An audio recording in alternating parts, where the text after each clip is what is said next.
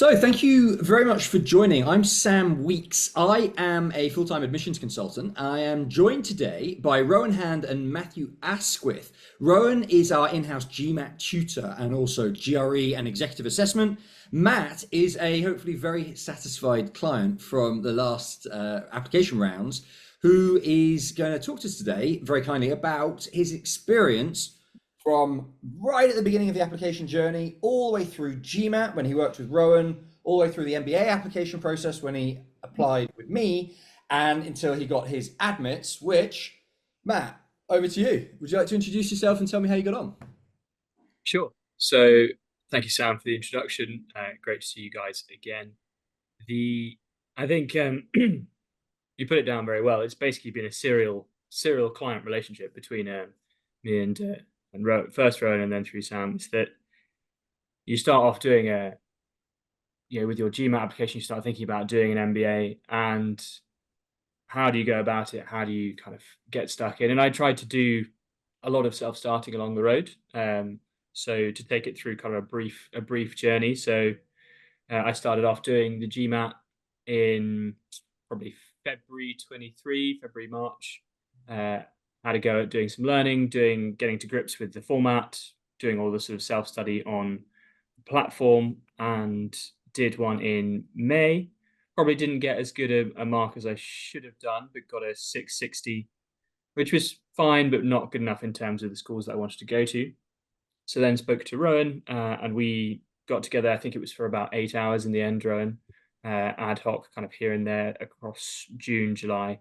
And I did another GMAT in August and got a 730. So that was, big transformation and really leveled up, particularly on the math side. And I think we'll come to a little bit of that later.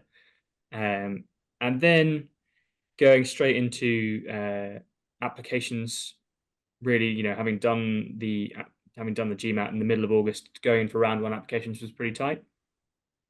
Probably too tight, probably should have left it. But I did 4 applications, both for four big US schools, so Harvard, Wharton, Columbia, MIT, for the first 4. Didn't get an interview for any of them. Probably wrote things in slightly the wrong way. And actually, Sam and I, when we first sat down, talked about the differences and where those original essays needed to be leveled up. And then Sam and I sat down, I think probably in maybe end of October, November kind of time. And we talked about which schools that I wanted to apply to next, the state of the old essays and kind of where we got to, a couple of more sort of fact-finding missions, sitting down, doing a bit of discovery work around my background. So coming from comms, how was that going to fit into doing an MBA?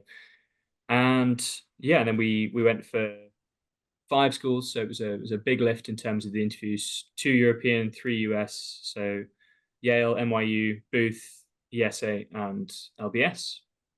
Got interviews for all 5, so kudos to Sam in terms of that one.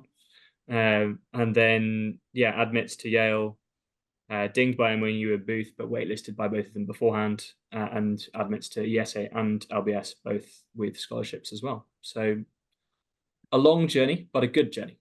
Really nice before and after there, sort of going through the process once, process again.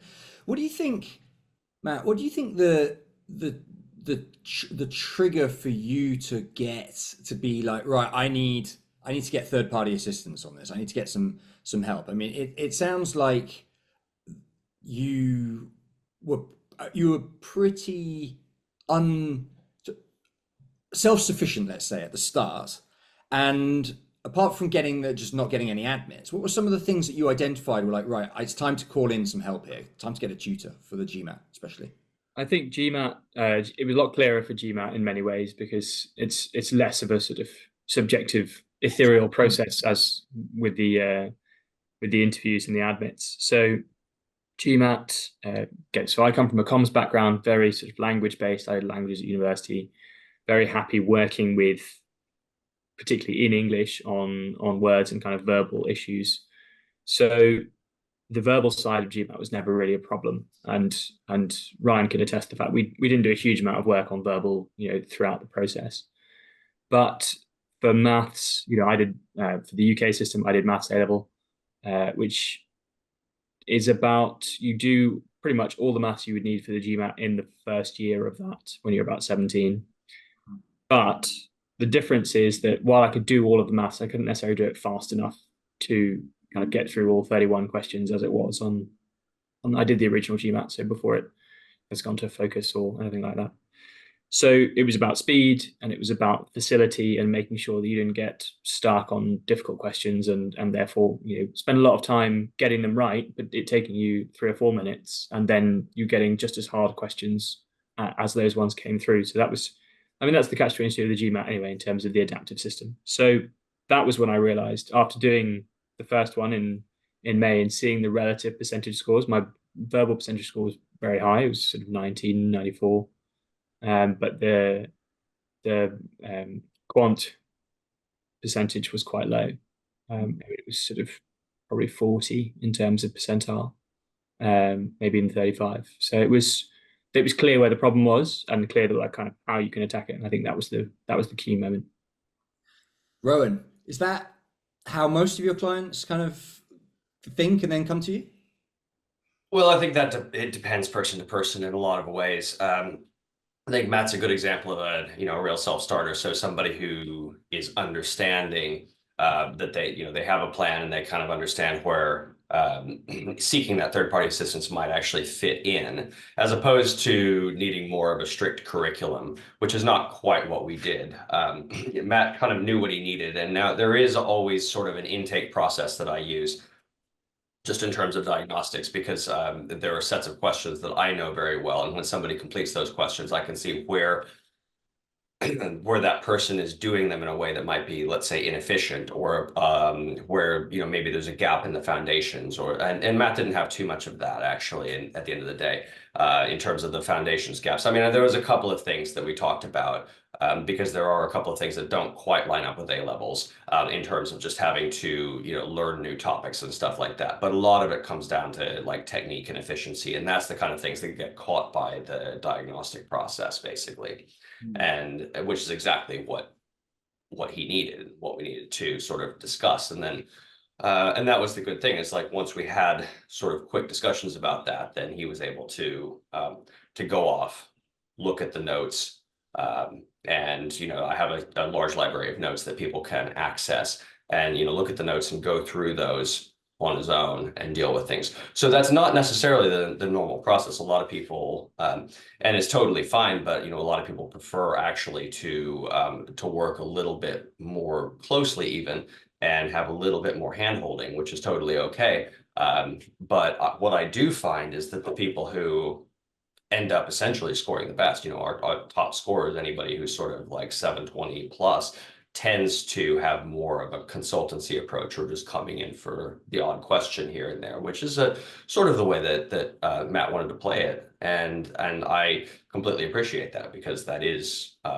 it's interesting for me, because he comes in, or the individual comes in with high level questions, and then we can have a nice sort of heady talk about this, as opposed to, just going through curriculum material over and over and over. More pointed. Yeah, exactly. Yeah. Just understanding the way that the questions are really formulated as well, and getting more into the mind of the people who set the questions, and like why they are setting questions in this way, because it gives you that idea. As soon as you see a question that you think, this isn't really presenting itself in a standard way, to then break that down as fast as possible to say, okay, so what are we testing here? And that was what Rowan was saying about the fundamentals, is that ultimately these tests and questions are set up to test very individual concepts, sometimes in combination, but not actually that often.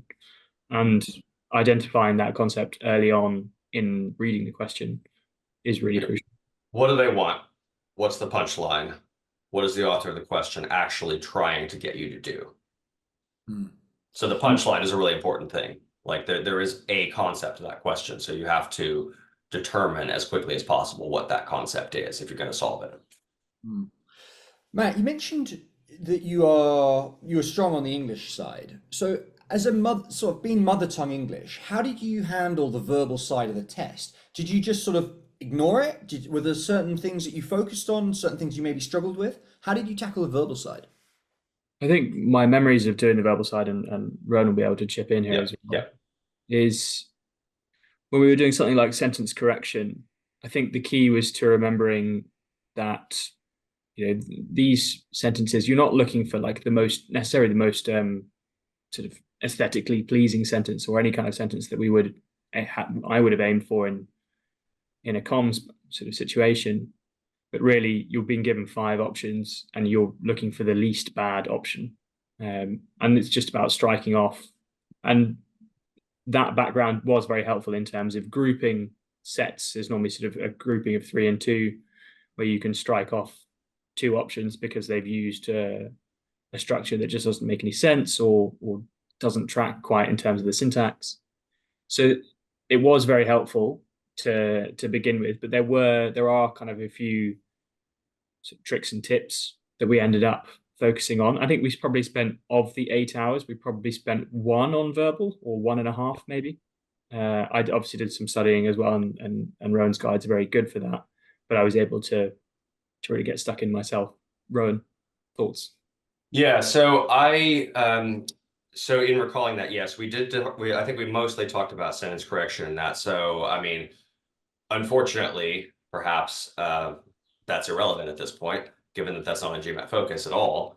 But a lot of what you've said, still applies to the other sections. So I think, if I remember correctly, you didn't really have any problem with reading comp at all. And there may have been a few minutes discussion about critical reasoning, but again, that's the type of thing where, if you get the broad strokes of it, that it's not bad. But if you're looking at the verbal section in general, what you're always looking for, the least worst answer, is not quite the way you phrased it, but that's, the least bad answer, whatever the case, is a kind of common concept in testing, in multiple choice tests. That is for, whether that's GRE or SAT or any of these tests, that is kind of how they work.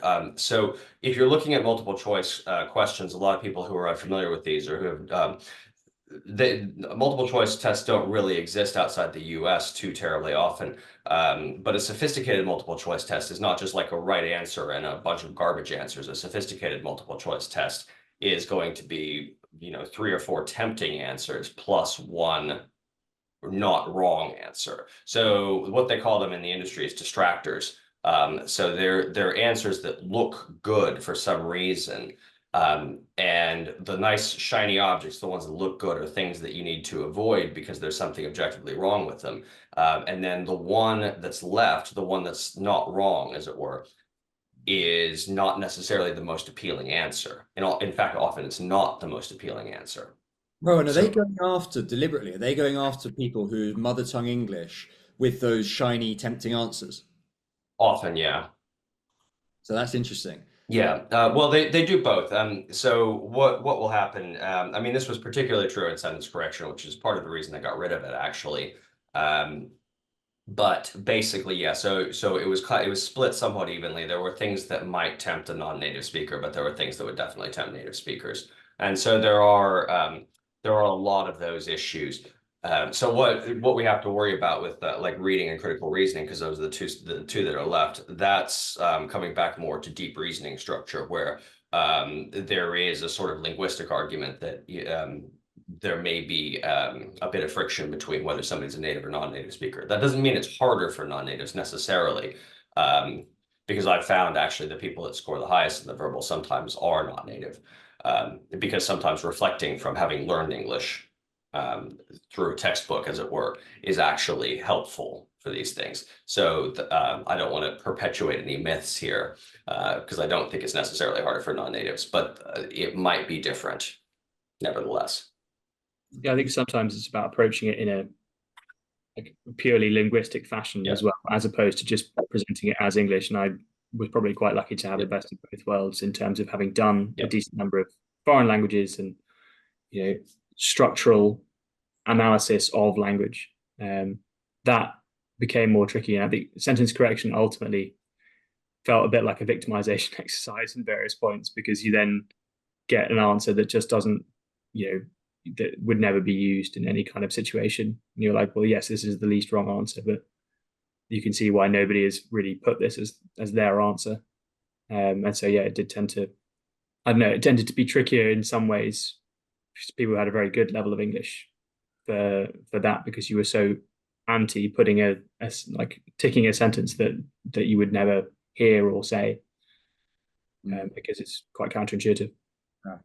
Yeah, and one thing I'd like to say on that, or the broader discussion, you're right, absolutely, Matt, is that sometimes you have to pick something uncomfortable in that particular one, and it's similar, I suppose. If you look at critical reasoning, sometimes you're picking something that is definitely it seems almost irrelevant, but it's not wrong. Or it seems wishy-washy, but it's not making a bold statement that would be objectively incorrect. But when you were talking about the percentile, if you're 90 or 94th percentile, if you're coming in looking for a top score, again, sort of on the old test 720 plus, or what we're talking about here, 665 plus, as it were, on the GMAT focus, and the verbals at 90th to 94th, I would definitely say there's room to tweak that, because if you come in raw with a high score like that, we can definitely get that up to 98th to 99th. I think we did 90 to 98. I think that was that was the shift. And whereas quant was effectively, I think it was 35 to start with, and we went from 35 to 57. But 57 being what I love about quant is that I dropped 4 marks on quant. I got 47 out of 51 in the old GMAT, and that puts you like middle of the pack. Yeah. Which is quite savage.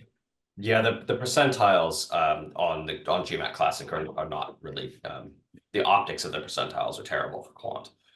So 47th 10 years ago was give or take 75th percentile, and now 75th percentile is closer to 49, which is highly STEM level. I mean, if you're an engineer, then and you do some study, then you might get a 49. But if you're not a STEM person, then it's that's years of extra work it would take to get up to that level, probably.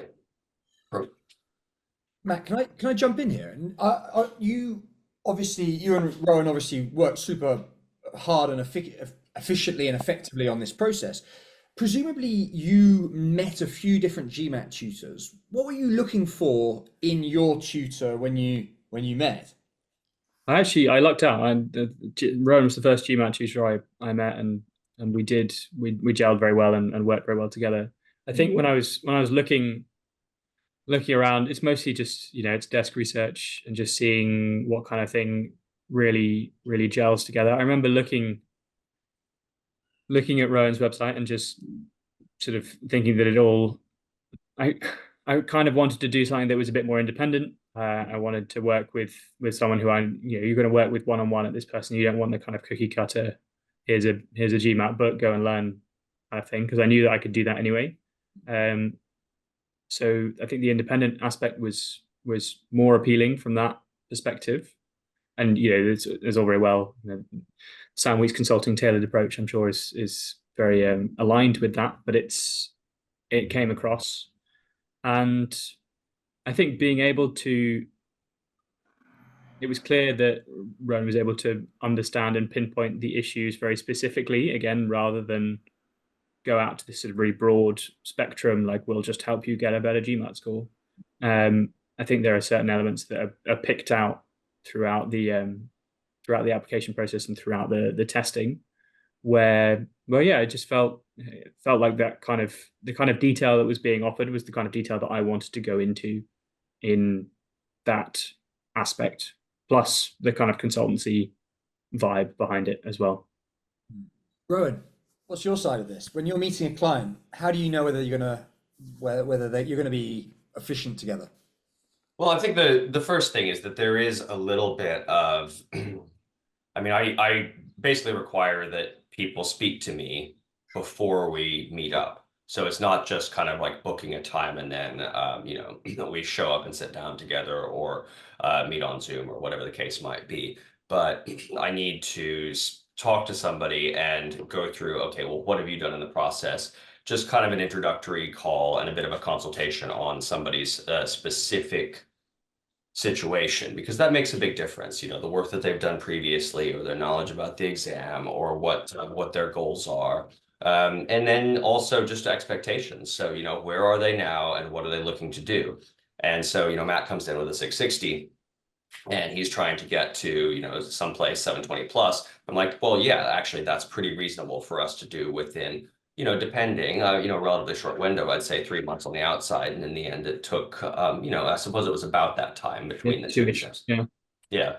So it was it was even less. So you know, so that was all pretty reasonable. Now, the thing is, I think, you know, in a good sort of 20, 30-minute phone call, one can tell whether, you know, the person is a good fit. And it's my side as well as the client's side.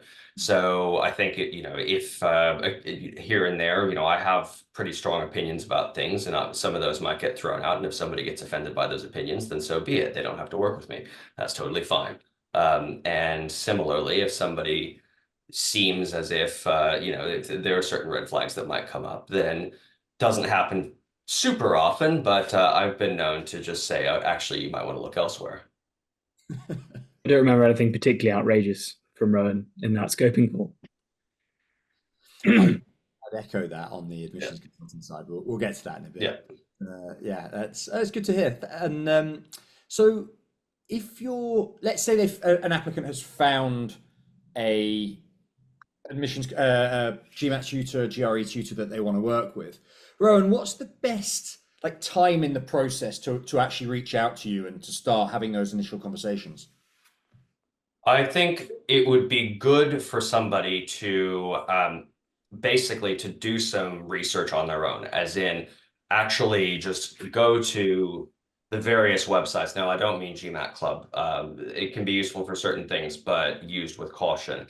But if you go to MBA.com, you read the basic literature about what the exam is, you try some practice questions, potentially even try a practice exam.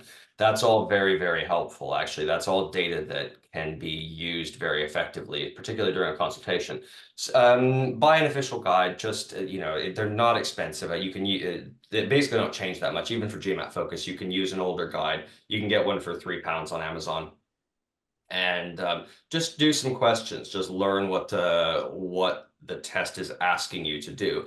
Getting into the computer activity is something that one has to deal with eventually, but you know, realistically, at the beginning, you have to understand what the topics are. You have to understand how the questions are phrased, and a lot of people just don't understand those basics and like what math concepts are being tested, what verbal concepts are being tested, and then how those things are combined in the data insights section, for example. So just having a broad overview is going to be the basic thing that I would suggest for anybody before approaching a tutor, because it just makes things easier. The more time and consultation that is spent talking about like, what is the exam? Let me pitch how the exam works, and then blah, blah, blah. You know, it's essentially wasted time. What we need to talk about is the individual situation. What do you know about your abilities? And what are you looking for from me as a tutor, right?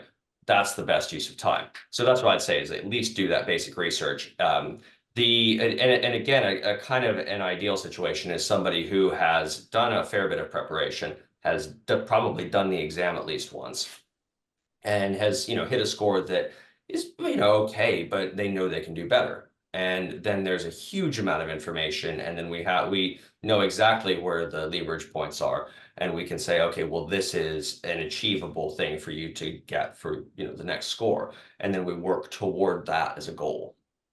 Amazing. Matt, did you go directly from 660 to 730, or did you take multiple tests? No, I just took one more. Yeah, it was. I think we just did a process by which in my scoping call with Ryan was probably early June, early June, I think. And then we first sat down kind of mid-June.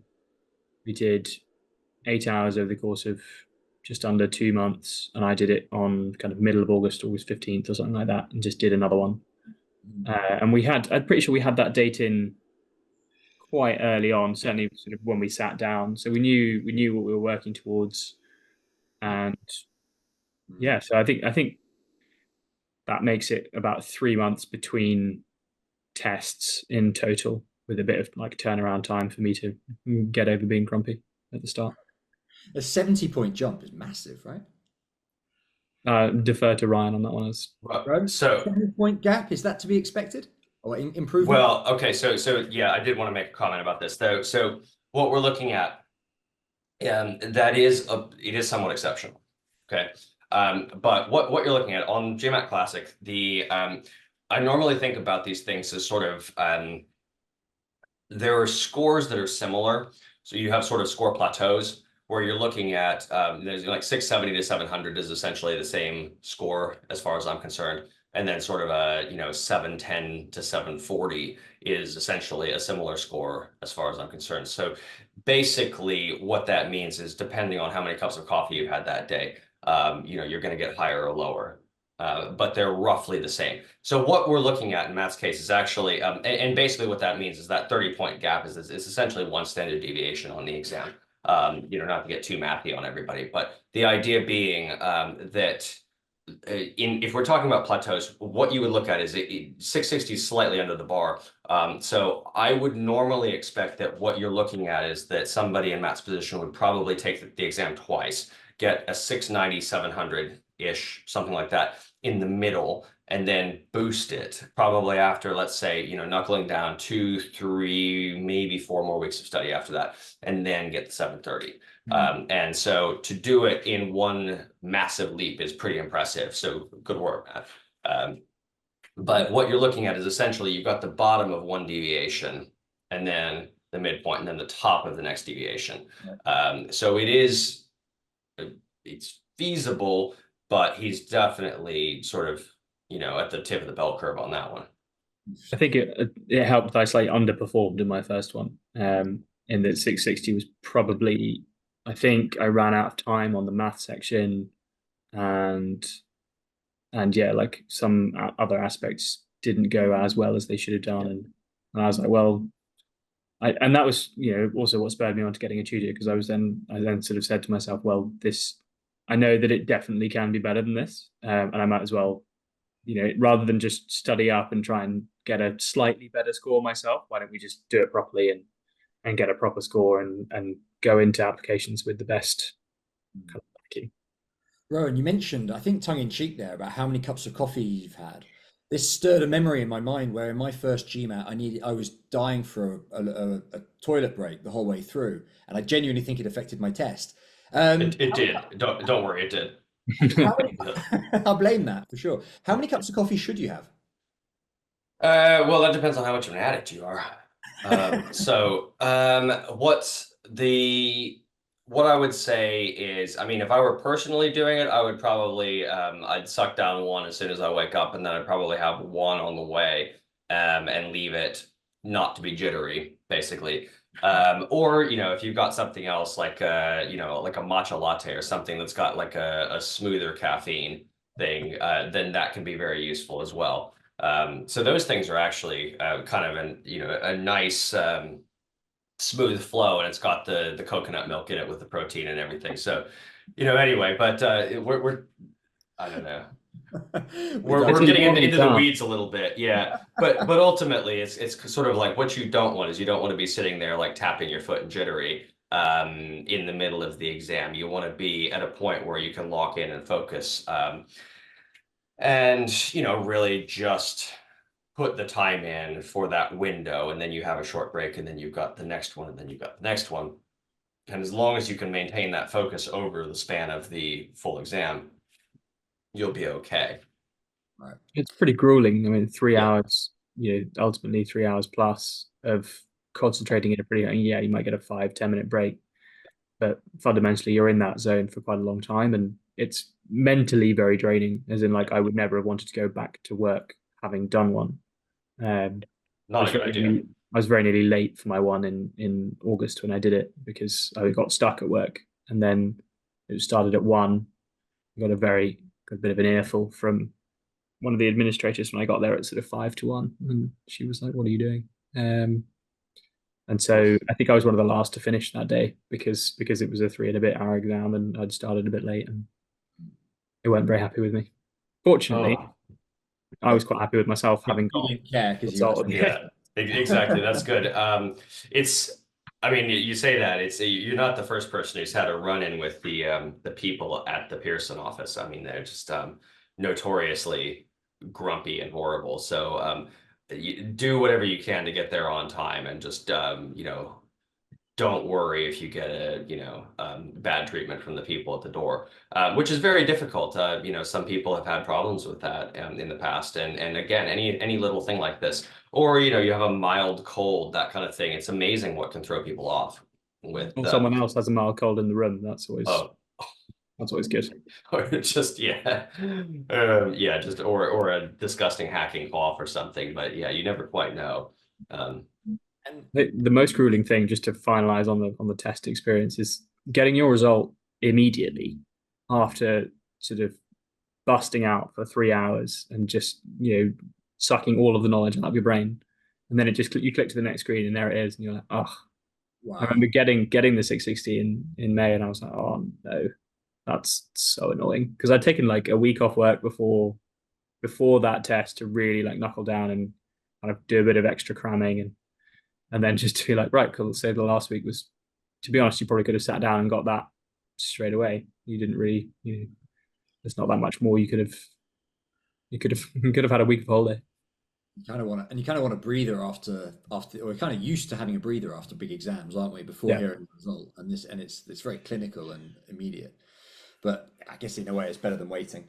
Matt, let's talk about, you've got this 730. Then you got it in the bag, and you start thinking, right, let's go through the application process again. And at this stage, you have dings from a few schools that you mentioned before. But presumably you're looking pretty broadly at this stage. So I imagine, and based on the schools you ended up applying to, you're obviously considering Europe, you're considering the US, etc.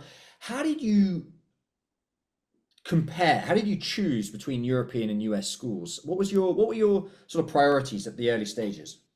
I think, coming from a European background, I hadn't really considered any European schools to start with, just because at least the received wisdom is that if you want to go and get an MBA and get a really good MBA, then you're better off going to the US. And that's not necessarily the case in terms of like teaching quality. It's also just in terms of employability. People will see that on your resume, and there's a lot of cachet if you come from an MBA with in the US. Whereas, unless it's probably, depending on where you are, I would say that INSEAD is pretty pan-European in terms of its appeal.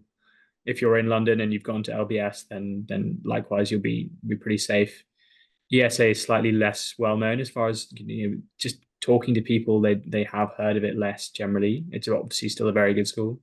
And as you start to go down the European rankings, depending on which rankings you end up using, the relative cachet, the relative notoriety of these schools just kind of goes down, and it is a bit it's a bit of a generalization, and it's a bit of a reduction in terms of the argument, but fundamentally you're giving your resume to people who want to hire you, and if they recognize the school you went to, then you're probably in a better place. So that was the very broad US Europe breakdown. In the second round, I was like, yeah, I do want to apply to some European schools, because they will be, they'll essentially be my fallback when we do this. So I went for kind of the next three. We basically covered, Sam, the M7, and then a couple of top schools from Europe, and I didn't really want to go to INSEAD, so I didn't choose it, and we picked two other sensible top schools from Europe. So that was kind of the basis of our first few conversations. Maybe the first conversation and a half was like picking those 5 schools and cementing that approach. Yeah. And you, fast forward to the end, you ended up choosing Yale. What were some of the highlights specifically of Yale that stood out? I think so.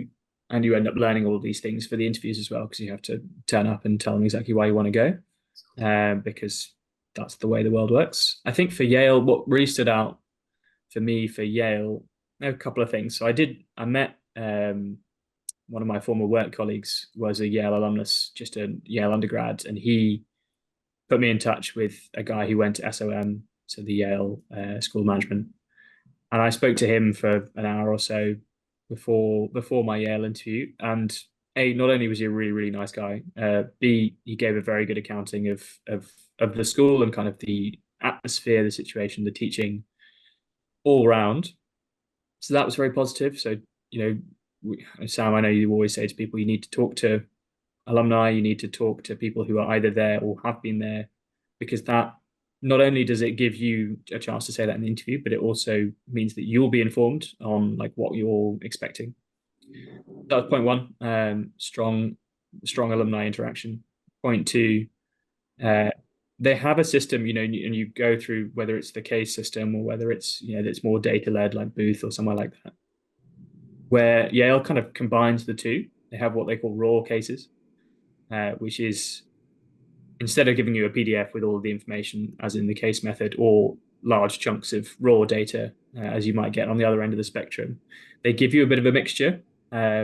So you might get testimonials from C-suite, you might get data from other aspects of the business, and it's a bit like the GMAT. You kind of have to combine those pieces of information in a much more real world context, because you're not going to get everything formatted nicely in a business context. You'll get disparate inputs. From some people it's going to be in a nicely worded report, and from some people it's going to be just essentially raw data, maybe with a little note attached at the top. So that felt much more real for me, and I think of the ways that teaching is done, that made the most sense to me, and it's the way that tries to replicate the real world as far as possible. So that's point two, raw cases. And then the interview process is relatively similar across the board for the US schools. I really liked my interviewer for Yale. We got on really well. It was just a very good conversational interaction, and it was there was a lot of back and forth, and that makes quite a big difference when you're doing an interview. Sometimes you go into interviews and it's not like that. So I think that, weirdly enough, as a highlight, the interview itself was probably among the interviews that I did, it was probably a highlight. I'm not surprised you say that. It's a very common point that people make when they're choosing their schools, is where did they have the most pleasant interview? And I think what it comes back to is the schools need to be aware, and I think they are already, but the applicant's interviewing the interviewer as well, right? It's like with jobs. You could say it's the same thing with jobs. If you have a horrible interview experience with somebody who maybe it's the person that's going to be your boss, and they're clearly a nasty piece of work, you don't want to take that job. So it's actually something fairly common that comes up. So you talked about how good Yale's interview was. Without naming any names, what were some of the other interesting interview experiences you had?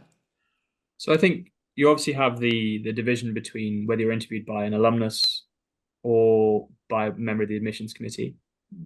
So that can make a bit of a difference. That said, I had one interview with an admissions committee member, which I really enjoyed. Really got on very well with them. It was a very positive experience. It was very chatty. It was quite relaxing. That may have had something to do with the fact that I did actually have admits for other schools by that point, so I was a bit more relaxed generally and freaking out a little bit less. But I think generally I would have felt much more relaxed, whatever the timeline of that was. So that's one difference: alumni versus admissions committee. That said, I had one interview with an alumnus, which I didn't really enjoy. It was after I finished work one day. I had an interview at 5 p.m. and it was one of those moments where you feel like you're not getting anything. You start the interview and they say, "Oh, we want to run this as a conversation." You're like, "Great," because that's the way especially with an alumnus, it's kind of what you expect. You expect them to talk about their experience and about how they found. Especially you have questions, you prepare questions for them, but it just felt like a very one-way street, and that particularly after yes, you want to be in your best headspace for an interview, but if you're coming out the end of a long work day and they've actually come out the end of a long interviewing day, which I'm pretty sure they had, there's a certain kind of camaraderie about that of like, we've both come to the end of a day. You could do this meeting, you could do business meetings at any time of day, you could be in this situation. So you need to find that common ground and accept that we might move at a slightly slower pace, or it might be slightly more friendly or more relaxed. And it just didn't happen. And I was like, well, that is the way the world works. And if it doesn't work, it doesn't work. And I wasn't, I got waitlisted and then dinged, and I wasn't that unhappy about it in the end. Yeah, I can provide a bit of input in a bit of insight on this. I mean, you got 5 out of 5 interviews, and then was it 3 out of 5 offers? Is that right? Yeah. So I mean, that's a relatively high slightly higher than average conversion rate, right? So they say statistically 50% of interviews convert roughly across all schools. Yours is slightly higher than 50%. But I think that's something that people should embrace, because that's a sort of self-selecting almost in terms of where you're going to have the fit, where you're going to enjoy, where you're going to get 2 years, where you're going to have the best 2 years. So apply to enough schools and let that work in your favor. Apply to 5, 6 schools, get offers from 2 or 3 of them. Fantastic. That's a really nice place to be. Matt, I want to move the conversation towards your motivations. You are you're in communications, and particularly communications consulting, right? Aren't you? And so that's not a particularly common pre-MBA field. I'm not sure, maybe you can talk about how many people in your industry like typically have MBAs. But what I'm curious about is, why do you feel you need an MBA for your career growth? Can you tell me about how an MBA fits into your journey from now? I think to start with the kind of how many people in the comms industry have MBAs, it's not very common. Quite the only ones that I've seen, certainly in London, tended to be people who went to go and get MBAs and then to come straight back and to then take more of a solid role in kind of running the business or being in a more kind of commercial environment among their peers. So taking more of a role in terms of running P&Ls or whatever it might be. So make them more financially literate. Mm-hmm. So it's not that common for people to go and do them. From my perspective, it was because fundamentally you end up in a lot of reasonably, well, if you doing what I was doing, kind of communications consulting to big blue chip companies, we ended up interviewing a lot of board members, C-suite, and working with them on communication strategies at a reasonably high level. So it's, you know, these are business critical issues that you're working with. But fundamentally, whenever you got to a big commercial decision, it would get to a stage, not always, but sometimes, where it felt like you were then kind of sidelined. So, right, the PR people, you guys go off and do whatever it is you do for a bit, and we need to make this big commercially relevant decision. And once we've done that, you come back and we'll tell you what it is. And some companies are mature enough not to do that, and they know that actually you need to have everyone at the table, because fundamentally every decision has impacts, whatever you're doing, and therefore has inputs into that decision. But companies exist to make money; they don't necessarily exist to make people happy. Although that is somewhat changing, we are finding. But so it was to kind of move on from that role, to stop being sidelined, and to essentially get much more into the weeds of like how businesses are making money, how are they creating value for shareholders, and much more into kind of nuts and bolts, whether it's product or ops or anything like that. And in order to do that, I knew I needed to get a much more commercial background, much more better commercial grounding. And that's, so the MBA kind of made sense. And yeah, here we are. And so you got your admits and have decided to go to the US. So I'm going back to our earlier point now. You decided to go to the US, and obviously there's a visa application required for that because you are British, correct? Yeah. But can you just high level walk us through what that visa application looks like and how challenging it is? It's not too bad, and you get quite a lot of help from the schools. They're very used to international students. Yale has its own office of international students and scholars, and they guide you through a lot and give you a lot of material to facilitate that. Fundamentally, for the US, what the universities do is they do quite an extensive background check anyway on all of their students. And so for the visa, I think it helps them to do that because they're effectively not quite sponsoring your visa, but in order to get an F1 student visa, you must be supported by the institution that is kind of bringing you. And so they do a lot of background checks. And I think as a result, the visa process is probably, when it comes to interviews and getting the actual, sticker in your passport, it's a lot easier because it essentially becomes a bit more pro forma because the universities have to do a lot of background checks. And so it takes the takes a bit of pressure off the State Department when it comes to that kind of engagement with you. So end to end, I think I only started doing it after I had confirmation of my admit and I'd accepted the offer and doing all of that kind of things. And the background checks had passed, which can take quite a long time depending on the service that they use. So I think my background checks passed. I was admitted at the end of March, background checks didn't pass. And I did quite a lot of like, made sure they had all of the information. My background checks didn't pass until the end of May. So it was a long time. That's partly because I'd worked abroad and they needed to go and check that out and make sure I wasn't lying about it. So once we were at the end of May, applying for that visa application, so you're applying for an appointment at the office, you have to fill in a load of forms called the DS-160, which is the main immigration form.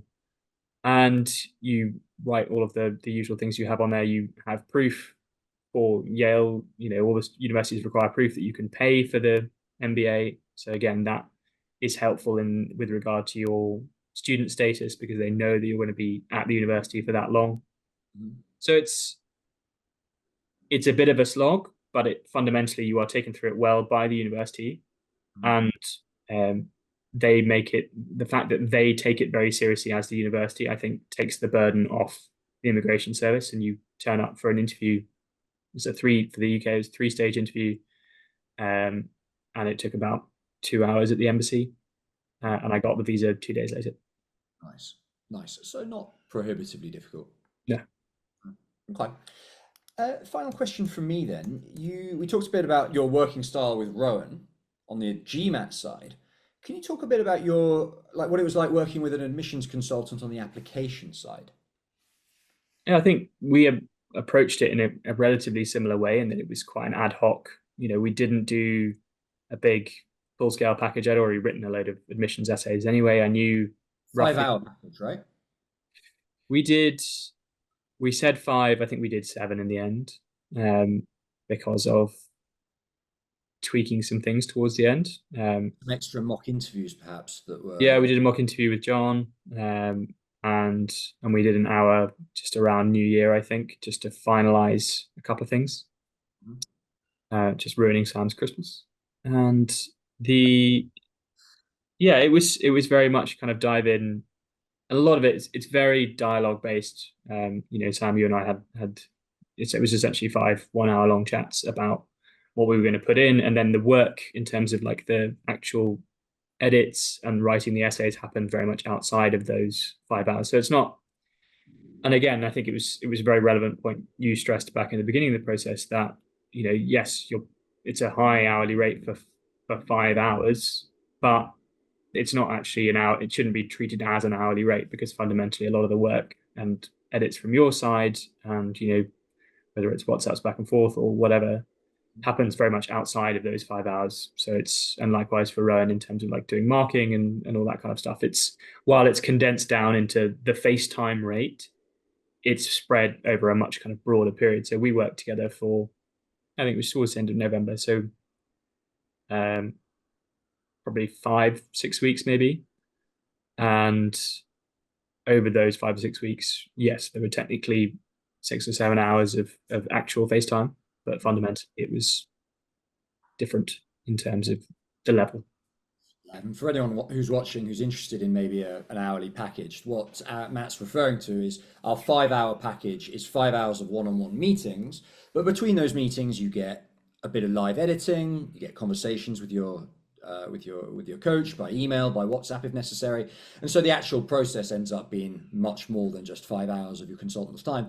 So don't look at that hourly number and be put off by what looks like a greedy consultant. That's not quite the case. So Matt, as we wrap up then, you've gone through the entire process from self-teaching the GMAT to having a coach on the GMAT, to self-applying to having a coach on the application process, to getting into Yale and going to New Haven. What is one piece of advice that you would give someone who is you 2 years ago? I think first understand that it's going to be a long process and you therefore have to want to do it. It's quite, even at the start, it's obviously quite an expensive process. not hugely, but like working, you have to, in terms of the fees involved in getting an MBA, it's not a lot, the sort of front loading of it.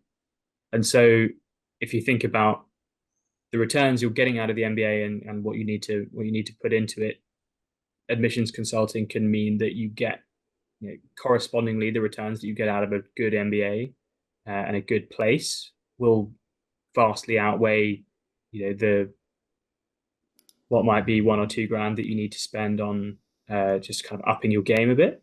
So from that perspective, it might feel like a bit of a, not necessarily an unnecessary outlay, but like it's something to think about at the start. It will likely just reward you in the end in terms of where you get to and how you approach your MBA. So secondly, and then thirdly, I think planning your timing. I probably applied too quickly in round one. Doing your GMAT in the middle of August and then trying to do round one I wouldn't advise it. I had written quite a lot of essays before that, but even then, like it's hard work. Applying to multiple schools is a lot of writing. So map it out, work out your timings, and kind of go all in on the round you want to go all in on, with a view to then, if you want a second string, doing a second string so if you were doing it now, yes, you might be able to put together applications for September if you'd got a GMAT already. But if you hadn't got a GMAT already, I'd probably say do your GMAT in September, October, maybe even November, and then apply for round two. Because they say the difference between round one and round two is pretty negligible. They don't ask you why you're in round two. You just say that was the way it worked. Yeah, I've got some numbers for you on that front loading of costs that you're referring to. I think if I remember correctly, your all-in admissions sort of consulting and applications and the fees for the applications, etc., and of a typical candidate, let's say $5,000 all in total admissions cost, GMAT tests, all of this stuff. Your first year student budget, according to Yale's website, is $119,000. You've got that to look forward to, Matt. No, it's very much on my mind, believe me. So yeah, it's fundamentally, you look at those fees and it is, getting in is a drop in the ocean in terms of what you're committing to pay. And yeah, the European schools are lower and you can get scholarships. Like they're big, Sam's very good at getting people big full ride scholarships. I got 2 scholarships for the European schools. And fundamentally, you begin to realize over the course of this process that it's essentially a seller's market, because they want people who are going to turn up and be good MBA students for them. And that's like very, very compelling, and they want the best people. So if they want you, they won't make you pay the full whack. Unfortunately for Yale, they didn't want me enough, so I will be paying full whack. But that's Yale, as far as I understand it, actually gives out slightly fewer in terms of, or at least that's what I was told to sort of salve the conscience. Gives out slightly fewer in terms of scholarships, but that may be fiction.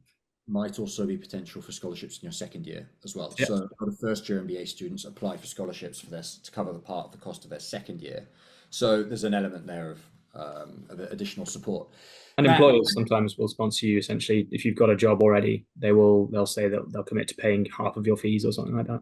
And golden handshakes are also fairly common, depending on the job market. But a lot of MBAs after graduating will be their first job will give them a golden handshake or a sign-on bonus that somewhat covers part of the cost of the MBA as well. So depending on your industry, depending on the job market at the time, depending on lots of factors, there might also be an element of having it paid off as soon as you graduate. But anyway, that problem for another day. Maybe a later conversation, Matt. Yeah, we'll see. Thank you very much, Matt. Absolute hero for joining us today. Really, really nice. Thank you so much. Rowan, thank you for joining and providing your insight on the GMAT as well. If anyone would like to meet Rowan, go to the website, go to samweeks.com, book a free chat with Rowan to do your diagnostics and figure out where you stand in the process, what sort of work Rowan can do to help with you, and how you can get your GMAT score up. Maybe not 70 points up like Matt did, but hopefully a few points better than you're currently scoring. And Rowan? Oh yeah, I was going to say, if I can make one point about what Matt's done, he's actually coming very well prepared, and understanding that he wants to do a few hours is totally a possible thing to do in terms of this tuition. Normally, I would suggest a 10-hour package for anybody at kind of a basic level. Matt did fewer hours than that, but he knew exactly what he needed and was very clear on that. And we can always adjust to those types of things. And it's the same thing on the admissions consulting side. Hourly packages, super flexible. So get in touch with me, get in touch with Rowan if you are interested in admissions consulting. Matt, one last embarrassing thing I'd like to ask you, and that's, can I get a high five? Well, I'm doing a bit of a Zoom. Rowan, going to join? Well done, everybody. Thank you so much. I'll see you all soon. Thanks, guys. Cheers. Thanks.